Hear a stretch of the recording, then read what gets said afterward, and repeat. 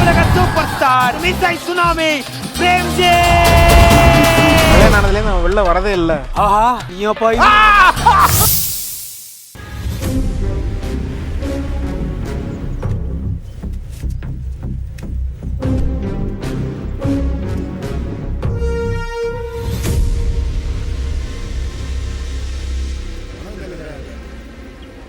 இதான் என் பெரிய மனுஷனுக்கு அழகே. இந்த ரெண்டு தலையும் ஒன்று சேர்ந்தாலே நம்ம ஊர்ல நம்ம கொடியை பறக்க விட்டுறலாம்.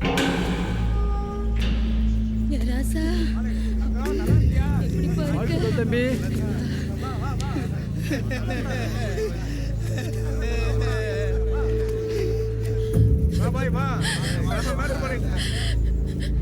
இன்ஷாஅல்லாஹ் வாயா வாயா.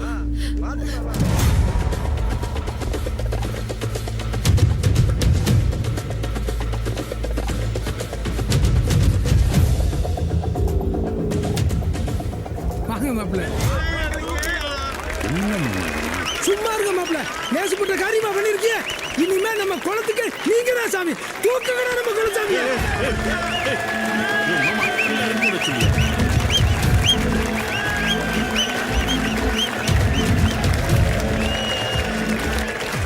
இனி இவங்க அவனை இறங்க விட மாட்டாங்க. சும்மா இருக்கிறவனை சந்தனத்தை பூசி சாமியாக்கி சிலையாக்கி அதில் காக்கா எச்சம் போடுற வரைக்கும் விட மாட்டாங்க.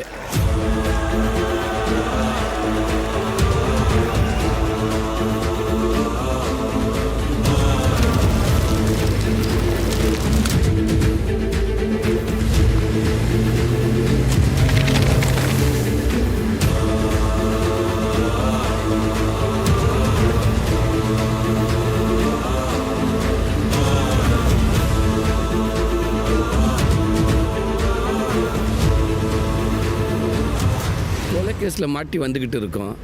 ஏதோ ஒலிம்பிக்கில் ஜெயிச்ச மாதிரி கொண்டாட்டமாக கூட்டிகிட்டு போய்கிட்டு இருக்காங்க.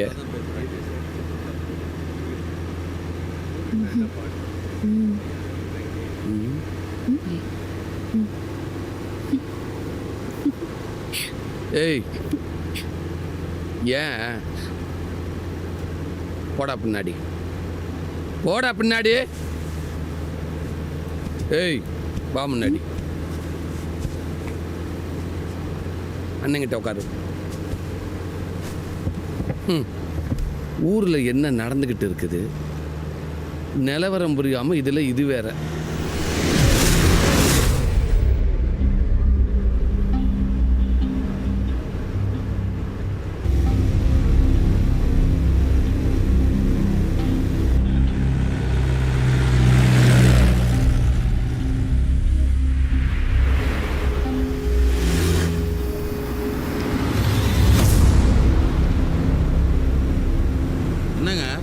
தேர்ல போற மாதிரி ஊர்வலமா கூட்டி போறாங்க.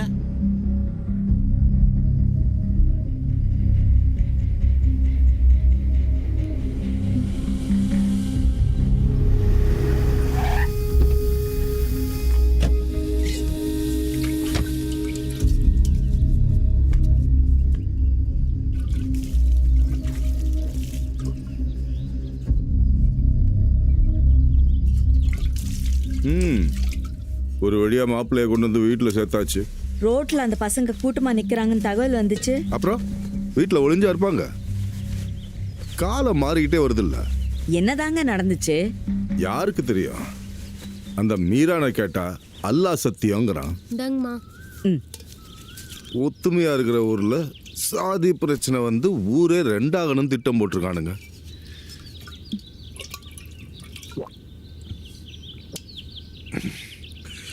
எதுக்கு பண்ணானுங்கன்னு புரியுது, யார் பண்ணாங்கன்னு தெரியல. உங்களுக்குமா விவரம் தெரியல? விட்டா நீயே நான் தான் கொலகாரன்னு சொல்லி உள்ளத்துக்கு போட்டுரு போல இருக்கு. இதை நான் தான் தூண்டி விட்டேன்னு நேற்று கேஸ்ல என் பெரிய சேர்த்துருக்காங்க. இதுல நீ வேற. கேஸ் மட்டும் அவங்க பக்கம் தீர்ப்பாச்சு, அந்த பசங்களோட சேர்த்து எனக்கு லைஃப் கொடுத்துருவாங்க. அதுக்கப்புறம் நான் காலம் பூரா உள்ள கடந்து களி திங்க வேண்டியதுதான். விதி யார் தலையில என்ன எழுதிருக்குன்னு யாருக்கு தெரியும். நம்ம தலையெழுத்த நம்ம தாண்டா எழுதணும். எவனுக்கும் அந்த உரிமையை விட்டு கொடுக்க கூடாது. எந்த விவரம் தெரியாம கத்திக்கிட்டு இருக்காத. யாருக்குடா விவரம் தெரியாது? இப்படியே சொல்லி சொல்லித்தான் என்ன மாதிரி வயசுல மூத்தவங்க வாயெல்லாம் அடைச்சு வச்சிட்டீங்க. ஒன்னு தெரிஞ்சுக்க, எனக்கு வயசு 72. இப்ப நீங்க பாக்குறத விட பல மடங்கு பிரச்சனைகளை நாங்க பாத்துட்டு வந்துட்டோம். இங்க பாரு, இப்ப சொல்றதுதான். ஊரு பிரச்சனை, உலக பிரச்சனை எல்லாம் யார் வேணாலும் பார்த்துட்டு போட்டோம். ஆனா என் பேரன் விஷயத்துல இனிமே நான் எடுக்கிறது தான் முடிவு. இப்ப எதுக்கு தான் இவ்வளவு ஆர்ப்பாட்டம் பண்ற? இப்ப என்ன பண்ணணுங்கிற? என் பேரனுக்கு உடனே கல்யாணம் பண்ணணும். அதுக்கேத்த மனநிலையில அவன் இப்ப இல்ல. அத மாத்ததான் நான் வழி சொல்றேன், புரிஞ்சுக்க. அம்மா சொல்றதுதான் கரெக்ட். போலீஸு கேஸு ஜெயில்னு நம்ம வீட்டுல நடக்க கூடாதெல்லாம் நடந்து போச்சு. எல்லாரும் அதையே நினைச்சிட்டு இருக்காம ஒரு நல்ல காரியம் பண்ணோம்னா சந்தோஷத்துல எல்லாரும் மனசும் சரியாயிரும்ல. புரிஞ்சுதா? ஏய், போனை போடுறீங்க அத்தைக்கு. ஒரு நல்ல நாளா பார்த்து மகளை கூட்டிக்கிட்டு கிளம்பி வர சொல்லு. போனை போடுன்றேன். சும்மா எப்ப பார்த்தாலும் இளவு வீடு மாதிரி. சந்தோஷமா வாழ்றதுக்கு தான் வாழ்க்கை.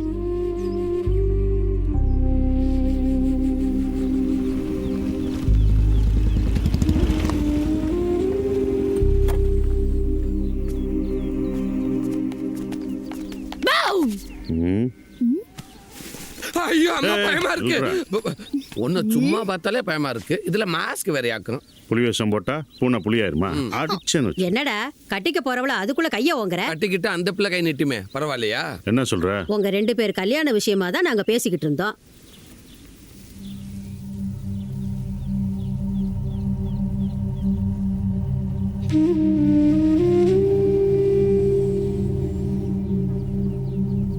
என்ன ராசாங்கம் யோசிக்கிற?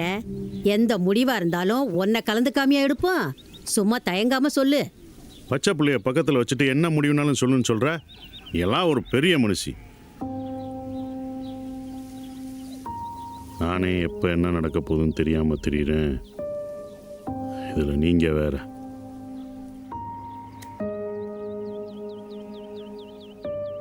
எல்லாம் சாப்பிட்டீங்களா? மற்றதெல்லாம் அப்புறம் பேசிக்கலாம். போய் சாப்பிடுங்க. டைம் ஆச்சு. எல்லாருக்கும் சாப்பாடு எடுத்து போ போ போ. லட்சுமி கூட்டு போமா. மாப்பிள்ள என்ன உட்காந்துட்டீங்க? அதான் தம்பி சொல்லிட்டான்ல சாப்பிட்டு பேசலான்னு. வாங்க போங்க போங்க.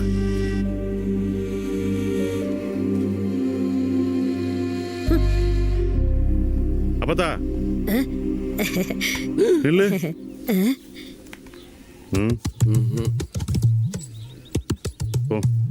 போய்க்கோடா ராயினி.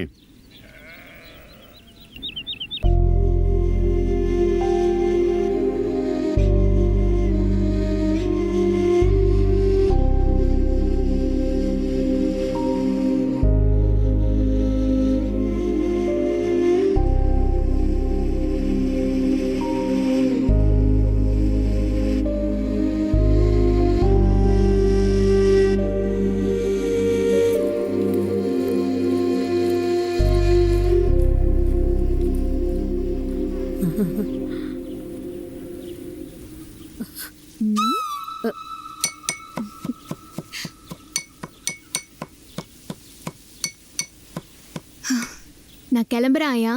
சரி ஆயா, ஒன்று மட்டும் சொல்கிறேன், ஞாபகத்தில் வச்சுக்கோ.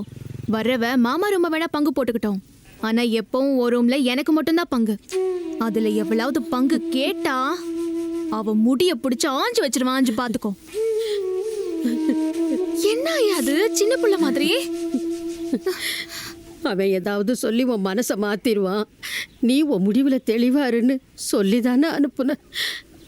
கடைசியில் ஆட்டுக்குட்டி மாதிரி தலைய ஆட்டிட்டு வந்திருக்க.